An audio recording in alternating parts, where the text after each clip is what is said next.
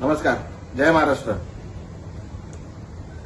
जो प्रकार माझ्यात आणि पत्रकारांमध्ये हा झालेला आहे त्याच्यासाठी मी मनापासून दिलगिरी व्यक्त करतो आणि हा प्रकार का घडला हे जरा आपल्याला सांगू इच्छितो. ज्या दिवसापासून मी शिवसेनेत प्रवेश केलाय त्या दिवसापासून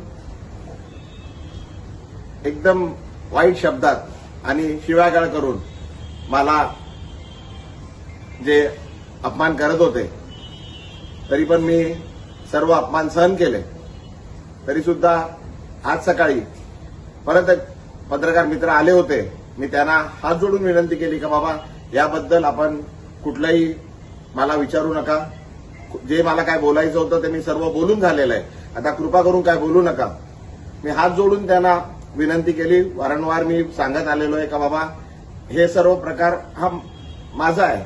मला आपण जे शिव्या देतात आहे ठीक आहे, पण माझ्या परिवाराला, माझ्या मुलीला, माझ्या पत्नीला, माझ्या वडिलांना, माझ्या परिवाराला आपण जे वाईट बोलताय, शिव्या देतात आहे त्यापासून त्यांना जरा लांब ठेवा असं मी त्यांना वारंवार विनंती करत आलोय.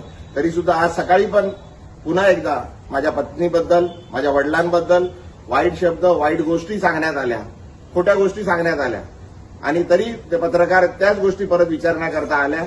माझ्याकडून त्यांना विनंती करण्यात आली पण त्यांनी न थांबता ते चालू राहिलं. त्याच्यात जरा वाद जरा जास्त झाला. माझ्याकडून चुकीने काहीतरी अपशब्द निघाले. मी त्याकरता पुन्हा एकदा त्या पत्रकारांची आणि पूर्ण पत्रकार समूहाची मनापासून दिलगिरी व्यक्त करतो आणि हे का होतंय हे मी आपल्याला सांगितलंय. कृपा करून आपण मी जे केलंय, मी जे प्रवेश केलाय त्याच्यासाठी ठीक आहे.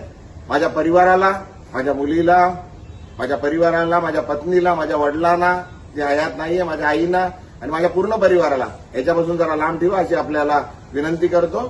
धन्यवाद.